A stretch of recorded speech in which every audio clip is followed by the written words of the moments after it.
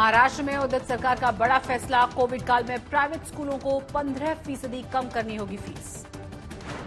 CBI ने जबरन वसूली और भ्रष्टाचार के मामलों को लेकर महाराष्ट्र के पूर्व गृह मंत्री अनिल देशमुख पर कसा है सीबीआई का शिकंजा। एक साथ राज्य के 12 ठिकानों पर छापा। कई पुलिस अधिकारियों के ठिकानों पर भी सीबीआई ने की है छापेमारी। मुंबई और अहमदनगर में सहायक पुलिस आयुक्त संजय पाटिल और पुलिस उपायुक्त राजू भुजबल के जुड़े परिसरों पर भी तलाशी ली गई। महाराष्ट्र के कैबिनेट मंत्री जयंत पाटिल की कैबिनेट मीटिंग में अचानक बिगड़ी तबियत, तुरंत ले जाया गया अस्पताल, अब तबियत ठीक है। राहुल की अगुवाई में विपक्ष ने दिया एकजुटता का संदेश, शिवसेना बोली सरकार ने पीठ में खंजर भोंका। एक आयोग का गठन किया है, उसका मतलब वो इस मुद्दे पे अपोजिशन के साथ पूरी तरह से खड़ी है। जासूसी कांड को लेकर एनसीपी ने सरकार को घेरा। सुप्रिया सुले बोली अपने मंत्री और अपने बीवी बच्चों की कराई जासूसी। अपोजिशन सारी यूनाइटेड ही है, हम लोग साथ ही है और विपक्ष के सारे जो मुद्दे आप देख रहे हैं, देश के सामने जो चुनौतियां हैं, आप उसमें साथ रहना हमारी जिम्मेदारी है। मुंबई में 24 घंटे में मिले 404 नए केस, 6 मरीजों की मौत। मुंबई में अब 5280 बचे हैं एक्टिव मरीज, रिकवरी रेट है 97%। मुंबई में मिले डेल्टा प्लस वेरिएंट के और 2 नए केस, डेल्टा प्लस वेरिएंट के मुंबई में 3 केसेस हुए। महाराष्ट्र में डेल्टा वेरिएंट के अब तक मिले हैं कुल 23 मामले, वेरिएंट ऑफ कंसर्न है डेल्टा प्लस वेरिएंट। महाराष्ट्र में रायगढ़ के 100 से ज्यादा गांवों पर अभी भी मंडरा रहा है लैंडस्लाइड का खतरा। माड़ में कई स्थानों पर 25 फीट से ऊपर चला गया था पानी का जलस्तर। रायगढ़ में बनेगा एनडीआरएफ का परमानेंट बेस ताकि कोंकण में रेस्क्यू ऑपरेशंस में मिले तुरंत मदद, जीआर लाई है सरकार। मुंबई में अंधेरी इलाके में 4 मंजिला निर्माणाधीन मकान ढहा, मलबे में दबे 5 लोगों का रेस्क्यू।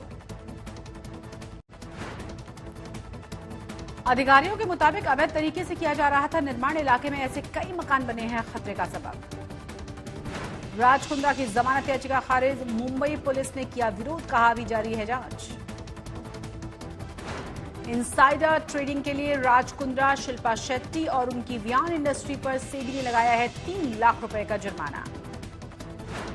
बैंकों में ग्राहकों के पैसे सुरक्षित बनाने की तैयारी, डिपॉजिट इंश्योरेंस बिल को कैबिनेट की मंजूरी, 5 लाख तक की रकम बिल्कुल सेफ।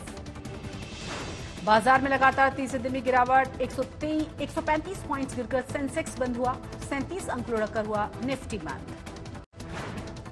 किसानों का कर्ज माफ करने की सरकार की नहीं है कोई योजना, 16,80,000 करोड़ रुपए का है बकाया। जानबूझकर कर्ज नहीं चुकाने वालों की संख्या में बढ़ोतरी हुई, आपराधिक कार्रवाई शुरू कर सकती है सरकार। मई के मुकाबले जून में एफएमसीजी की बिक्री 39.4% बढ़ी। अनलॉक में मॉल्स और दुकानों से लोगों ने जमकर खरीदे पैकेज्ड सामान। आईपीओ लाने से पहले 20,000 सेल्स एग्जीक्यूटिव्स की भर्ती करेगा पेटीएम, गूगल पे और फोन पे से मुकाबले की तैयारी। अप्रैल जून तिमाही में 33% बढ़ी है एप्पल की कमाई, 6 लाख करोड़ पर पहुंचा है आंकड़ा। नमस्कार, आप देख रहे हैं आज तक और आपके साथ मैं हूं शशि तुषार शर्मा। मुंबई में एक डॉक्टर को 13 महीने में 3 बार कोरोना इन्फेक्शन हुआ है। तीसरा इन्फेक्शन कोरोना वैक्सीन की दोनों डोज लेने के बाद हुआ। अब 26 साल की इस डॉक्टर का सैंपल बीएमसी ने जीनोम सीक्वेंसिंग के लिए भेज दिया है।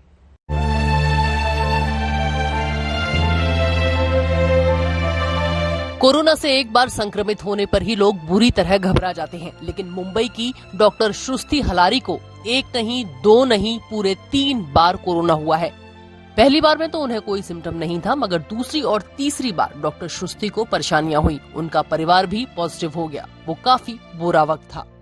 हमको कोई रिस्क नहीं लेना था, हमें पूरी तरह से अच्छे से ट्रीटमेंट करनी थी और वायरस को पूरी अपनी बॉडी में से निकाल देना था। इसलिए हम सब एडमिटेड थे। हम लोगों ने सारे मेडिसिन वगैरह लिए, रेमडेसिविर लिया, मोनोक्लोनल एंटीबॉडीज जो डोनाल्ड ट्रंप को दी थी वो मेरे मम्मी पापा और मेरे भाई को भी दी, क्योंकि उन्हें बीमारी थी। मेरे मम्मी और भाई को डायबिटीज है, मेरे पापा को हाइपरटेंशन है।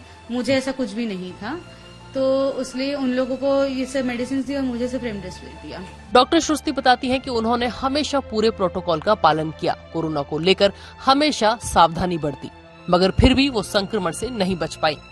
डॉक्टर श्रुति को पहली बार कोरोना 17 जून 2020 को हुआ था। तब वो कोविड केयर सेंटर में काम कर रही थी। डॉक्टर श्रुति को कोरोना दूसरी बार 29 मई को इसी साल हुआ, जबकि उन्हें कोरोना की दोनों वैक्सीन लग चुकी थी। शुरुआत में तो उन्हें लगा कि उन्हें कोरोना नहीं हुआ होगा, पर जब लक्षण दिखे और टेस्ट करवाया तो वो पॉजिटिव आई।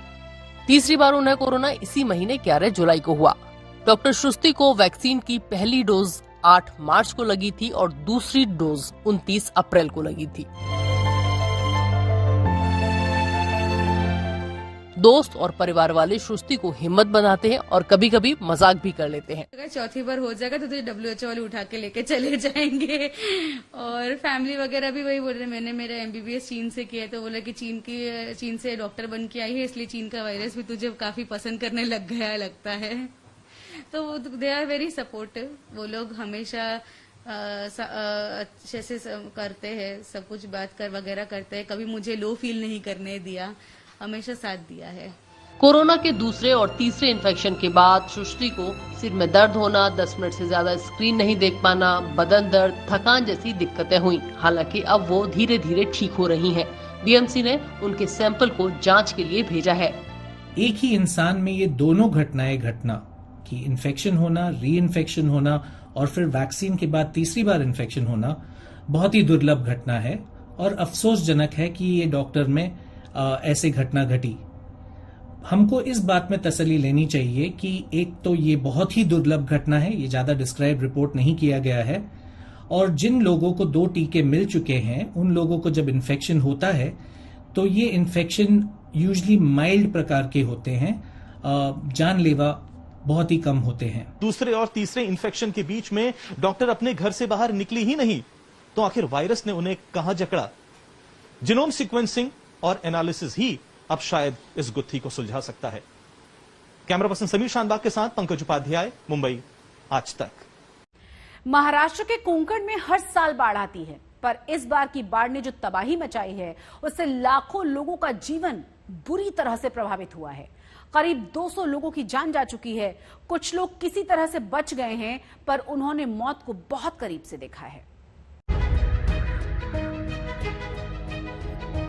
माँ बाप औलाद को जन्म देते हैं, पर महाराष्ट्र के चिपलून के संकेत अरबुले ने अपने माँ बाप को ही नया जीवन दिया है। चिपलून के पेठमा गांव में 22 जुलाई की सुबह से बाढ़ का पानी भरने लगा था। संकेत का ग्राउंड +1 स्ट्रक्चर का घर पानी से चारों ओर से बुरी तरह घिर गया था।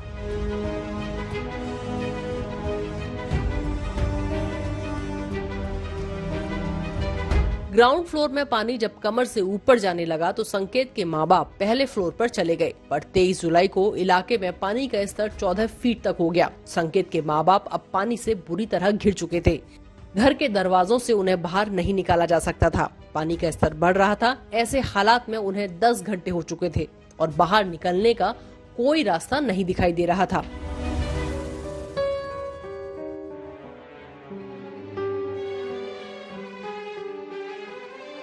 जिस तरह से पानी बढ़ रहा था वो वहां भी ज्यादा देर सुरक्षित नहीं रह सकते थे। ऐसे में संकेत ने अपने हाथ के कड़े से पहले माले की सीलिंग, जिसे गांव में कोला बोलते हैं, उसे तोड़ दिया और अपने माँ बाप को सुरक्षित बगल में मौसी के घर पहुंचा दिया। पूरे इलाके में संकेत की तारीफ हो रही है।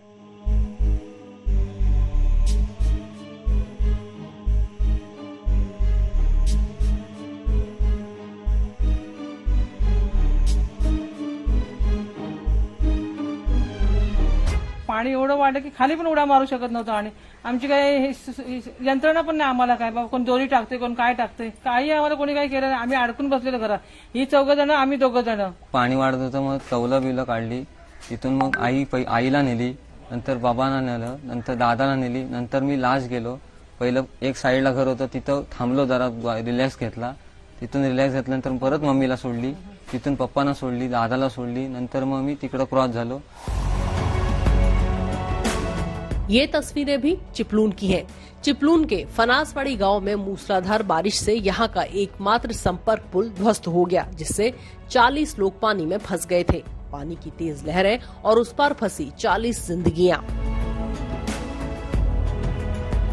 रेस्क्यू ऑपरेशन आसान नहीं था, लेकिन एनडीआरएफ ने ये कर दिखाया। देखिए कैसे लहरों के बीच एनडीआरएफ के 2 जवान रस्सी लेकर बढ़ रहे हैं। कोशिश है इस पार से उस पार रस्सी खींचने की, ताकि लोग उसे पकड़कर निकल सकें।